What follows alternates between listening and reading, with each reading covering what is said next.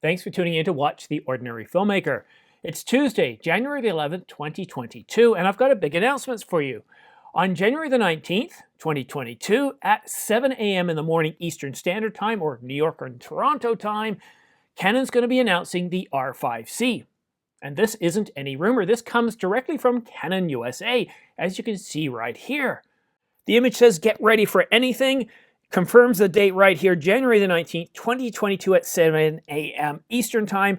And they say, stay tuned for the big announcement, but they don't say the R5C. So how do we know this is the R5C? Well, Canon Rumors says it is. They've confirmed that this is the Canon R5C that's going to be announced. Either way, it is going to be a big announcement. So what if it isn't the R5C? What could it be? I don't know, but Craig has been very accurate when it comes to rumors on Canon products over the years, especially the R5C, and there's been an awful lot of chatter over the past couple of months that in January, right around the 11th to the 18th, we were supposed to be getting an announcement for the R5C, and here we are on January the 19th, or today's January the 11th, but on January the 19th, we do have a confirmed virtual press conference by Canon. And the R5C is a very capable camera. After all, it is built off the Canon EOS R5. I'm going to put the specifications right here. These are the rumored specifications for the R5C, but in a nutshell, the R5C has the same capabilities as the R5, but it's video-centric, meaning it has an active cooling system, aka an internal fan. I have no idea what this does in terms of weather sealing, but it does have an internal fan, and it's going to have a slightly bigger body. In terms of the codecs, frame rates, and even on the still side of things, the R5C really doesn't differ from the R5 in any way whatsoever. But this is Canon's big announcement. This would really help. I was talking with a friend of mine, Stop the FOMO, who has a channel that mostly covers televisions, and it's all about the fear of missing out, and he goes into detail of these televisions. But he likes to shoot in 8K all the time because that gives him a chance in post to punch in to each individual TV that he's showing. And right now he's got the Alpha 1. And he's got terrible problems with overheating. He can't go more than about half an hour in 8K. And even doing 4K 30 in standard studio temperatures, after about half an hour, the camera overheats and stops recording. And this was really frustrating for him when he was at CES. He was doing a live stream, and guess what? Even with a Ninja Shogun attached, or Atomos Shogun attached, that was it. It overheated. It stopped. So it's really, really frustrating. So there are very few 8K stills hybrid cameras out there, and there are even less in terms of affordable cinema cameras. So the R5C being able to shoot unlimited video at 8K at 30 frames per second is a big deal. Now, will Canon tweak this and give us some other extras? That's hard to say. What about internal ND filters? I seriously doubt that. But take a look at the FX3. It is a video-centric version of the video-centric A7S III. I mean, they're both video-centric cameras, but look at what Sony chose to do. They gave it a different body style. They also gave it different inputs and a different handle. So Canon could try something like that. We just have to wait and see. Now, Canon's obviously seen the FX3, and I'm really curious to see what they do with the R5, but to be able to shoot unlimited 8K video is a big deal. Now, the Nikon Z9, which costs a little bit more, can shoot about 2 hours of 8K video raw at 30 frames per second.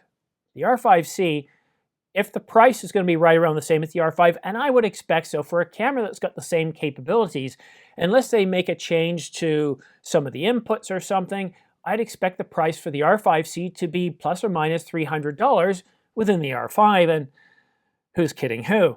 It's probably going to be plus $300 if anything, and that's what Sony did with the FX3. It was about $300 more, and they gave you a few more capabilities, but they did take a few away as well. So I'm really curious to see what the final specifications are. Who knows, maybe we'll get a link between now and the 19th?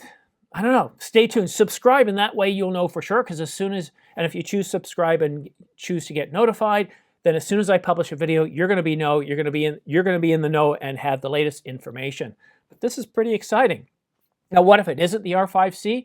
Well, according to Canon right here again, stay tuned for a big announcement. It's not going to be something small. So I'm really looking forward to this. But right now, yeah, it's looking like this is definitely the R5C. Canon Rumors confirms it, and Craig is very good with his information. So I imagine he's got some sort of inside source telling him, yes, this big announcement is the Canon R5C. But could they announce something else? Well, we'll just have to wait and see. But that's coming up in a couple of days. I want to do a little bit of behind the scenes. I haven't been producing as many videos in December and January, mainly because there hasn't been a lot of news, but also I'm reprioritizing a lot of things I'm doing, and unless there's some really big news, I'm not going to rush to get it out there. We also got an announcement from BCN showing the Japanese camera market, and I was going to do a separate video on that at lunchtime, and maybe I'll hold off, but just to let you know, BCN, which takes a look at the major retailers in Japan, showing the top 10 cameras. Let the cat out of the bag a little bit. It's not the R5C, sorry, it's not the R5, and you're perhaps thinking it's a Sony, like the A7S3 or the A7C? Nope. It's not a Nikon. It's not the Z7. You know what it is? So the top-selling camera in Japan was the A6400 with 4 different variations of the KISS M. So despite what many think APS-C is anything but dead, in this list of top 10 cameras sold in Japan, there isn't a single full-frame mirrorless camera.